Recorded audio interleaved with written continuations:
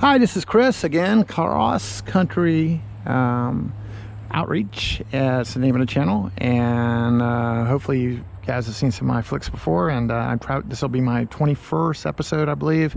I traveled around the country, started out in Salt Lake City, Utah. Today I've just clocked in 6,000 miles on my journey. I'm going to be headed zigzagging down the country, no rhyme or reason where I'm going to go next. In fact, I just decided today to go to Memphis because I heard it was the anniversary of Elvis Presley's death, and it's the 16th of August. So just on that notion, I go, well, heck, I'm going to Memphis. It'll take me a while to get there and just go check out Graceland. But that's how it works for me. So the general direction is I went up through Canada, and now I'm on my way down in a sense to Key West, Florida, heading down there, and then probably going to head up to the Gulf Coast region. Last night I met some folks who went to recent Baja, Mexico, and I just put that on my list. So I'm looking at probably about 15,000 miles on this trip, and the theme of my channel is this people you meet on the road. No scenery really at all much to speak of, but it's about the people I meet just arbitrarily on the road. To meet us half or better than half of taking a trip is, and the neatest part is about people you meet. So today I just came across, or just now, just shortly, maybe about 15 minutes ago, Keven, and I'm camping out here tonight behind this chapel that he acquired. And this chapel is like 100 years old. Got a lot of history to it, and it's got a graveyard in the back here. I've noticed some tombstones on here from death dates prior to 1845. And this place is going to be cool to camp out right behind the graveyard here in the back. It's going to be neat. I hope if I get to meet some ghosts tonight, that'll be fine. And probably will. There we go. And this is a very nice gentleman here, and he's going to give us a little tidbit about the history and everything of this area, this town, this area, and where he's from, and about this incredible, amazing chapel here. It's really beautiful, and everything he's done to restore it. And Keven, and your last name, sir? Keven Wilson. Keven Wilson, and you're originally from? Grew up in Greensboro, but my wife and I have lived here in Tarboro since '86.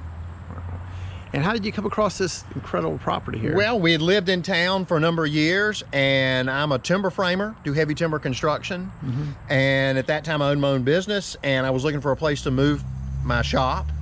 And this place had been abandoned for about 40 years just outside town. It was for sale. So we'll go inside in a minute. You'll see there's some big heavy timber trusses in it. The original idea was this was going to be my office. My shop was going to be out here in this field, and that's what it's going to be. But then this chapel started speaking to us, and there's a stained glass window in there we'll look at in a minute, and it changed everything. So I couldn't use it as a commercial place. So now we host weddings. It's a wedding venue. We also have a lot of spiritual type events. We do drum circles. We have sound healing events, breath work events, just a lot of different kinds of self-improvement type of spirituality type events. And a lot of times people come here and they have very cathartic things happen to them that have helped them even more than they've ever been helped by different psychologists or clinicians they've been seeing for years with their problems. So it's a pretty special place, and we feel like we're just the host caretakers of it right now, and it's doing its own thing. And bringing us people like you. Oh, yeah, fantastic. I just happened across it, and I tell you what, it is, you do feel a real positive vibe here. I've noticed it. You just feel a real positive vibe, and maybe the aesthetics have a lot to do with it because it's so freaking beautiful, but you just feel real good feeling. It's like a good feel when you're here. Yeah, we've had mediums that have come, and as they're driving in the driveway, they hear this voice in their head say, "This, you're entering spirit or sacred ground." So it really is. There's a lot of sacredness here in a lot of different ways. Yeah, check this graveyard out I was talking about. I saw some. What was the oldest dated one that you said? Did you mention? Let's see. Let's walk with him over here. Also the Pender family, the Confederate general that was killed at Gettysburg was William Dorsey Pender. Okay. And this is his family. Okay. Solomon Pender.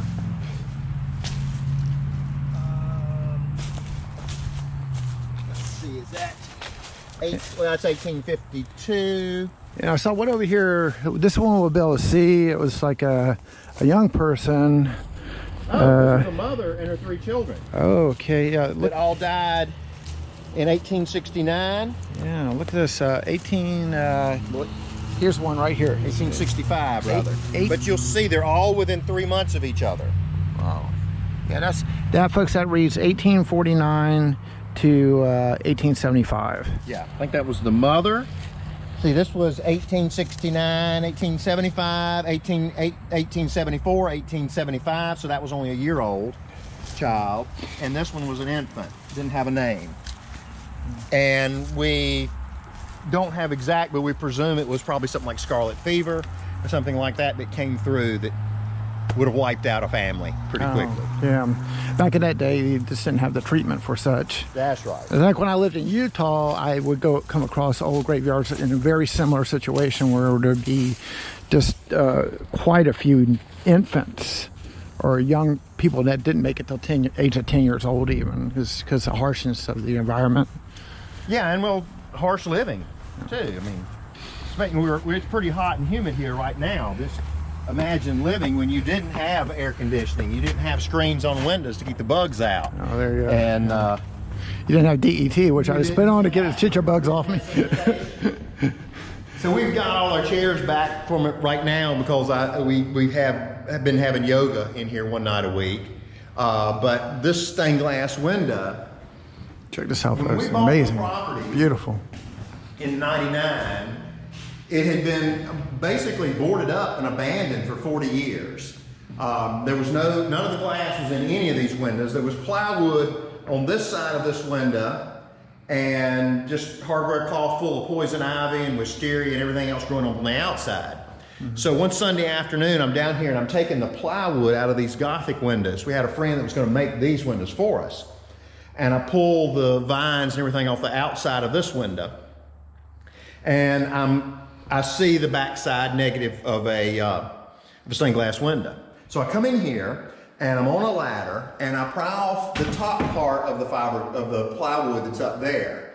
And as I'm working my way down on the sides with a crowbar, an energy, a wind, whatever you want to call it, comes off of that glass window and throws the plywood off, throws me down to the ground off the ladder. And I'm looking up, and it's like right now, you look up and there's Jesus with sun coming through. And I had this thought or this feeling come through my head that freedom, I'm back, I'm here. Now we can continue. You know, it was kind of the thing that was going around in my head as I'm looking up in total amazement because we had no idea it was there. When they closed the chapel down and deconsecrated it in 1960, all the pews, altar furniture, the bell, and we had been told all the main stained glass windows had been given to a church that was under construction in Rocky Mount, just 20 minutes away from here. So we didn't know that was there, but that is the dedication window. The mother died during the Civil War. You can see 1862 with a death. And she was the mother of the 2 women who inherited the property in about 1915 that built this chapel in memory of their mother. Wow. They had an uncle, or a cousin rather, that owned Colonial 5 and dime stores out of Virginia Beach. And he was fairly wealthy, and he went in on this with them. And they had a Baltimore architect design it. And the timbers are Douglas fir, so they all came from the West Coast. The windows were out of mahogany. Nothing, and even this brick, this is not a southern brick. Everything about this chapel was shipped in. We had these mandalas made, kind of fit with who we're about in our spirituality, with sacred geometry. But so this was being built from about 1919 through about 1920, 22 when they had the first service in here. And Star of David, right? The Merkaba. Is that? Meeting of heaven and earth. Oh, it's also the Star of David, but it goes back much further than that. Oh, okay. And this, I guess you got, what is this? Celtic knot. So you got like symbols from various multiple faiths. Yeah, yeah. So it's like a non-denominational. The lotus from Buddhism. Oh, that's beautiful. And you do have these. He has got Tibetan prayer flags lined outside, and so they do a lot of meditation here, yoga, that kind of thing, and a lot of free spirit and spirituality here. This is the heart chakra. And what's the history of it? The heart chakra, you have 7 basic chakras in your body, energy centers, and that being your heart, which is your emotions, fairly tied to that, and your attachment to spirituality. And this is the flower of life. Oh, amazing. And within it, if you connect points, you have a lot of other different sacred geometry symbols that are all embedded within this. This is actually, if you think of it as 3D, not in 2D. So it's balls, and the center point of every one of those circumferences connects to form different squares, triangles, rectangles, and other things like that. Okay, and I noticed that Fleur de Lis over there. So I grew up in New Orleans, so I kind of know that. Go Saints! But it doesn't have anything to do with a football team. But I know it. So what's the purpose of having Fleur de Lis? Just curious. Again, it's a Christian symbol. Has a lot of symbolism from France, especially. So, which is why you have it in New Orleans. There we go. The altar end of the chapel, you can see we've got some other things in here. Beautiful. Look at this rug. It's amazing. It's Oriental rug. It's not a great one by any means, but we've got our crystals up here. But we feel like with this is more or less a spiritual vortex kind of area. These are like for drum circles, different sound effects, instruments. Wow, and the drums, of course.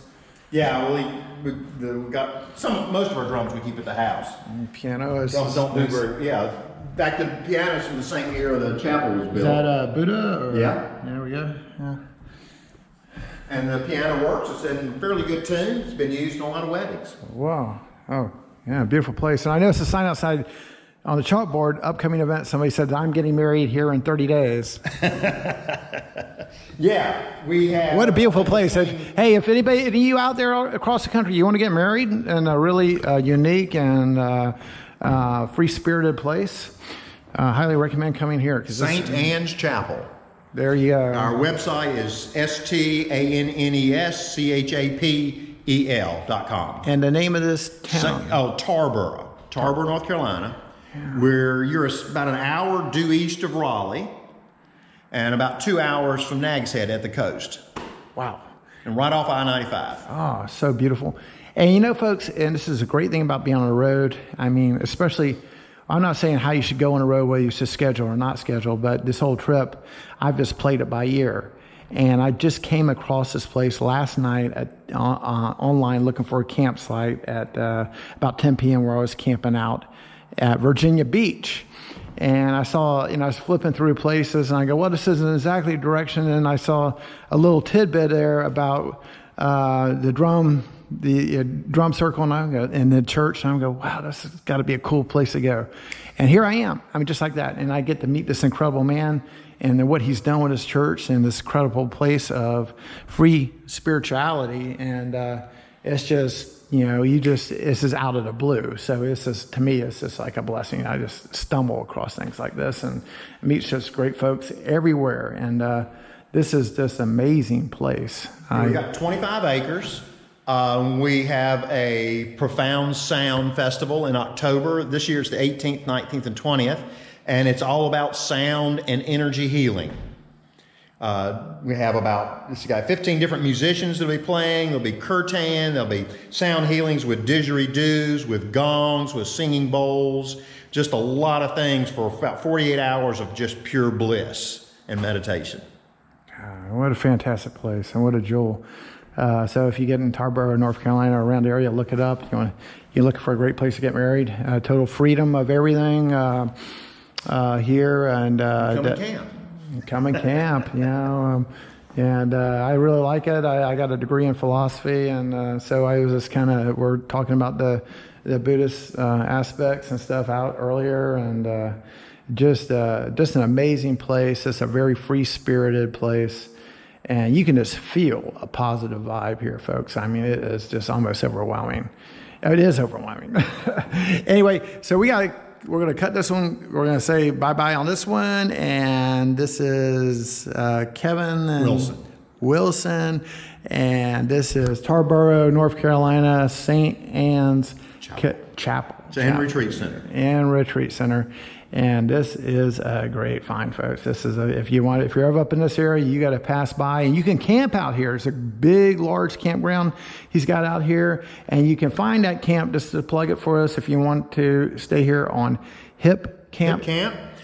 We also have a cottage that is listed on Airbnb called Rural Retreat in Eastern North Carolina. We are adding a tiny house up there. It was just brought into us last night. So we're developing different accommodations here other than just pure camping. So, all righty. Well, it's such a beautiful place, and it's just amazing. I don't want to get too much here, but out of certain histories, beautiful things appear. And so this is a beautiful place, a beautiful man here. Nice to meet you, Keven. Nice to meet you. And we're here, and come by and see us, or this place. If you're in Tarboro area, just look it up, pass by. And this is Chris, I'm signing out, and this is